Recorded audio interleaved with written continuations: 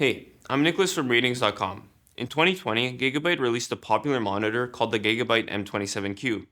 It has almost everything you expect to find in a budget gaming monitor. A 170Hz refresh rate, 1440p resolution, fast response time, and low input lag. There's just one downside to it though, the text clarity. Fast forward to 2022, when Gigabyte released the M27Q again, but with a fix for the text clarity. But instead of just renaming it, they just slapped Rev 2.0 on the second version and added Rev 1.0 to the first one. Even though Gigabyte made this change, it still isn't clear which version you're getting when buying online. Today we'll be comparing these two versions, version 1 and version 2. We'll discuss the fixes to text clarity and help you figure out which model you have.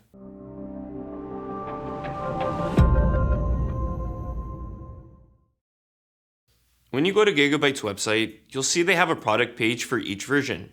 But when you click on them, you're redirected to the same listing, and retailers don't specify whether they're selling version 1 or version 2. According to a user, even Gigabyte doesn't know if retailers are selling old stock, so it's entirely possible to get either version. A lot of you have been asking us to test the second version, but for a while, we simply didn't know for sure how to get one. So we set out on a quest to buy the second version, and yeah, it wasn't that hard. We just needed the company card, a computer, and a mouse to buy it. We ordered two M27Qs from Amazon and Newegg, hoping at least one would be the second version. Luckily, both came and were the second version. We finally got it. Although this is a small sample size, based on what people are saying online, the second version is the one being sold now at most places. This makes sense because it is the more recent model, but again, there's no way of 100% knowing what you'll get when ordering. That said, there is a way to know which version you have when you receive the box. The original version has 10 symbols in a straight line at the bottom, and the refresh rate is advertised as 170Hz.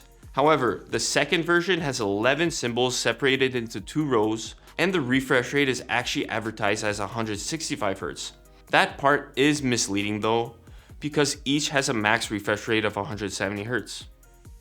Another way of telling which version you have is by looking at the stand. You can even see on the boxes that the designs are different. The feet on the second version are smaller, and there's more space between them. Knowing these differences is useful as you can return the monitor before using it if it isn't the version you want. But this is a lot of talk about the minor differences on the boxes and stand, and we haven't even talked about the performance yet. So Gigabyte, or any other company, if you're going to release a new model, give it a new name so we know what we're getting when buying, please. Okay, now we could finally look at the differences in performance. As mentioned, the biggest difference is with the text clarity. Version 1 has a BGR subpixel layout, which causes some text clarity issues because programs don't render text well with it.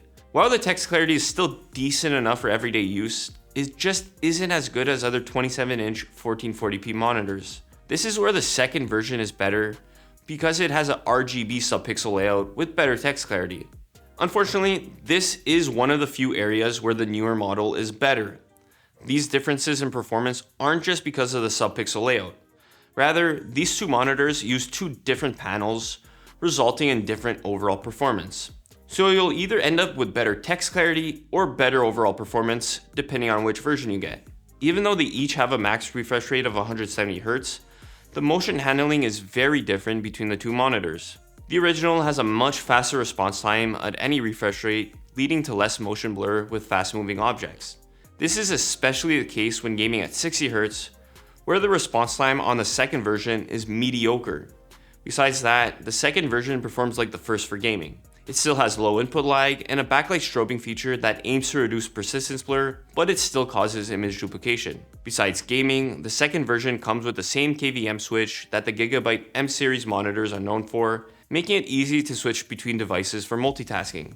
It also has the same set of inputs as the original model with a USB hub, a DisplayPort 1.2 input, and 2 HDMI 2.0 ports. Because they're each limited to HDMI 2.0 bandwidth, they can't take full advantage of gaming consoles like the PS5 or Xbox Series X. That said, they still support most signals with either console, including 4K at 60Hz with downscaling, which results in a more detailed image than native 1440p. Sure, the second version has many of the same useful features, but it's still a step behind version 1 in other performance-related areas. The newer model doesn't get as bright, and it also has slightly worse reflection handling.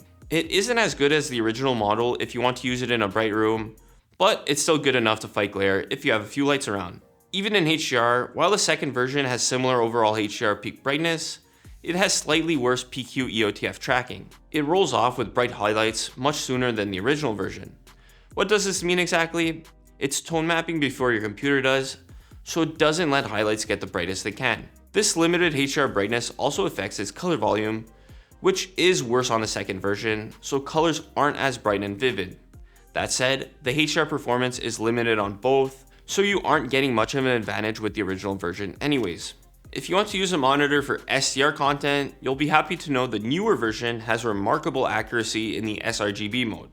This is ideal even for content creators, but because using the sRGB mode locks gaming settings, you'll need to use another mode that's less accurate when gaming. While the second version has more accurate colors than the original before calibration, it doesn't display as many colors after a full calibration. This is because the second version has a slightly more limited SDR color gamut, especially in the Adobe RGB color space, where the first model has near perfect coverage. That said, this color space is only used in professional publishing, and it's hard to tell the difference. Besides these differences, there are still some similarities between the two monitors, like their viewing angles. They each have wide viewing angles, making them a great choice if you need to share your screen with someone else. Without any swivel adjustment though, it's hard to turn the screen.